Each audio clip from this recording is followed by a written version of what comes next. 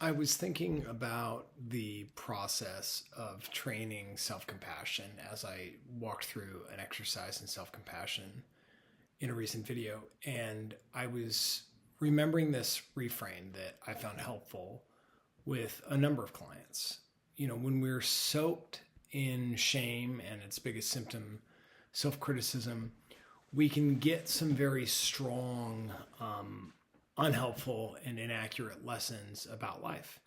And one that I've seen a lot is this association between what's painful, especially what's self-critically painful, and what feels true, right? I can't accept a compliment or believe something good about myself because it doesn't line up with that true feeling. And the thing that I've had some success with is slowing down after we make that realization and asking if we can make this reframe. If we can ask what I mean when I say it feels true is I mean familiar. It feels like home. We all look to return to home, even if home was an abusive or a toxic place. And so if we can slow down and notice that we're feeling that, oh, this good thing can't be accepted because it's not true piece, we can try that reframe. Well, what if it's just unfamiliar? And is there growth possible in practicing the unfamiliar? If we're soaked in self-criticism, well, then there can be growth in practicing compassion.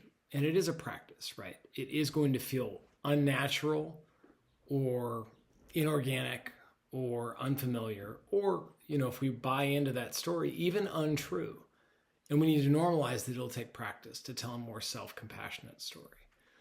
So to get specific, if that true feeling criticism is, I'm a bad person or I'm a sinner, it's going to be very much pushing against the grain, against the stream of all these years of pattern behavior and beliefs to say something like, I'm good, or I'm okay, or I'm not a bad person. And we can reframe that piece too.